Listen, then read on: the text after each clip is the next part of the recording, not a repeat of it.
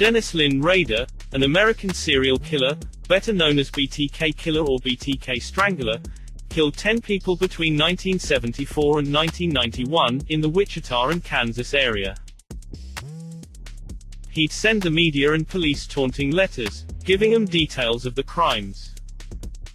In the end, it's thanks to these letters that eventually gets Dennis arrested. Join me as we explore the life and crimes of Dennis Rader. Welcome to Simply Told.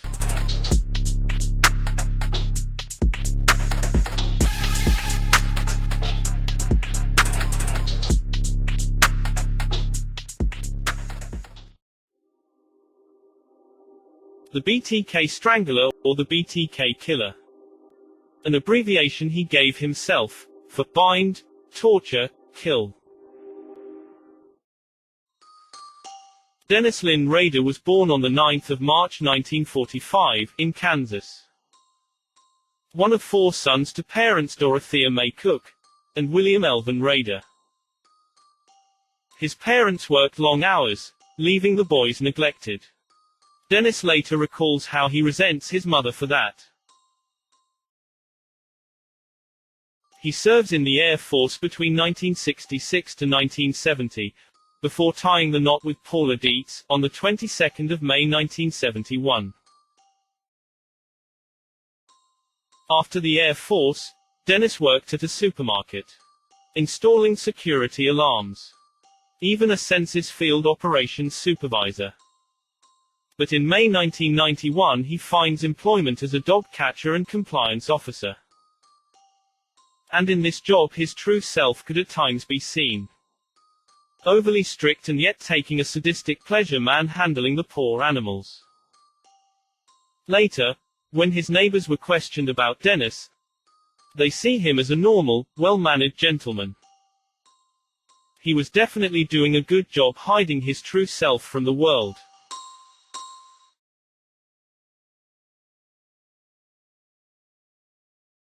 The 15th of January 1974, 4 bodies later identified to be the members of the Otero family were found in Wichita, Kansas.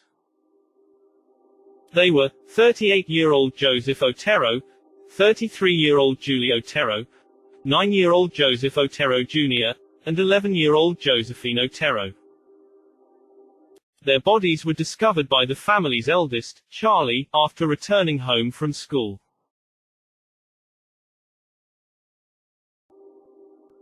Later that year, Dennis kills Catherine Bright on the 4th of April 1974. Then on the 17th of March 1977, Dennis kills Shirley Vian Relford. His final victim for that year was Nancy Fox. She was murdered on the 8th of December 1977. In 1978, television station A.k.a in Wichita receives a letter. In it the author admits to killing the Otero's family. He also includes a list of names they could call him, one of them being BTK Killer. The 27th of April 1985, Dennis murders 53-year-old Maureen Hedge. He then takes her corpse to his church, where he sits on the council. He ties her body up in awkward positions, before snapping some pictures for his personal collection. After he was done with his model, he wraps her up in plastic sheets that was previously stored at the church for this exact reason, before dumping her body in a ditch afterwards. Then in 1986 he takes the life of 28-year-old Vicki Lynn Vagel. His final murder victim was 62-year-old Dolores Arlene Johnson Davis, in 1991. She was found strangled with her own pantyhose. Dennis was still sending the newspapers and police taunting letters. But some of these letters could have come from a copycat killer. But one day police catches a lucky break when another letter claiming to be the BTK Killer asks police if by placing his notes on a floppy disk, could that disk be traced back to him. The police replies to Dennis in a newspaper ad, saying it was safe to send it. The 16th of February 2005. KSAS-TV in Wichita received a package claiming to have come from the BTK killer. One of the items included in that package was a floppy disk.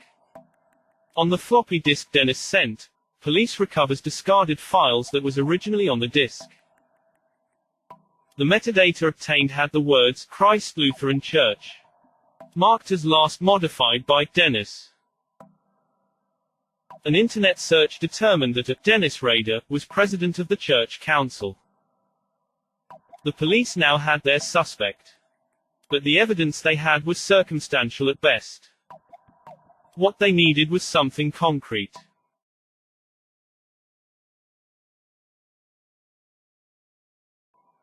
Police gets lucky, again.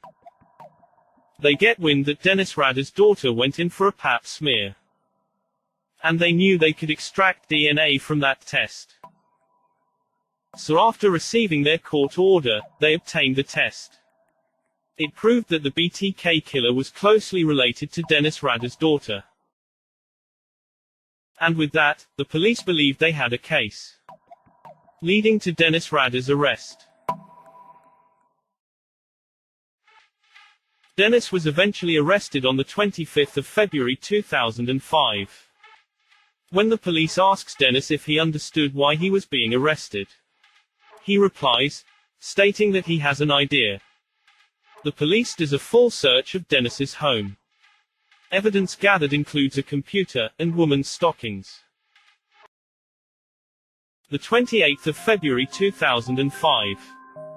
Dennis was appointed a public defender. He was then charged with 10 counts of first-degree murder. The 1st of March 2005. The judge sets bail at $10 million. The 3rd of May 2005. A plea of not guilty was issued. But then on the 27th June 2005, the day of the trial, Dennis changes his plea from not guilty to guilty.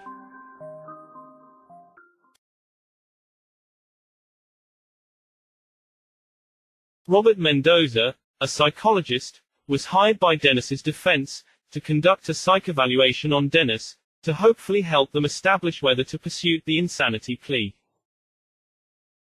The interview was conducted on the 27th of June 2005. Dennis was diagnosed with narcissistic, antisocial behavior, and obsessive-compulsive personality disorders. These mental issues gives Dennis a delusional sense of grandeur, making him believe that he was special, and that the societal rules and laws don't apply to him. His lack of empathy proved that he felt no remorse for his murders. He was maybe irritated that he was caught, but not for that pain he caused. A pathological need for attention and admiration, and a complete lack of empathy. Evaluation by Robert Mendoza, Massachusetts, psychologist. The 18th of August, at his sentencing, Dennis had to sit through statements that his victims' families prepared. Afterwards, he apologizes to the families, in what some compared to an acceptance speech. This could be an example of an often observed phenomenon among psychopaths: their inability to understand the emotional content of language. He receives a total of 10 consecutive life sentences, and a minimum of 175 years.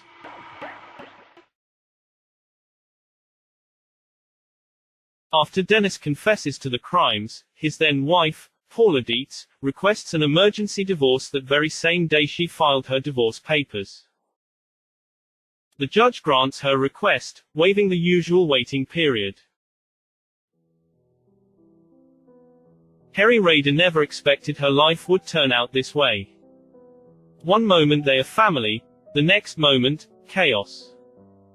During an interview with the Wichita Eagle, Kerry states, quote, "He was everything. He was just a dad. He taught us about nature. How to fish. How to go camping. How to garden. He taught me a ton. He took us on good vacations. He was pretty Boy Scout-y, No swearing. End quote. But now, she had to come to terms with her new reality. The reality that her father killed 10 people. That her father is the BTK killer. Hey guys, hope you enjoyed this week's contribution, starring Dennis the Menace. Anywho, see you in the next offering. And don't forget to like, share and subscribe. Be part of the journey, and help grow this channel. Every little bit helps. Thanks for your support. And thanks for watching. Have an awesome one. This is Simply Told.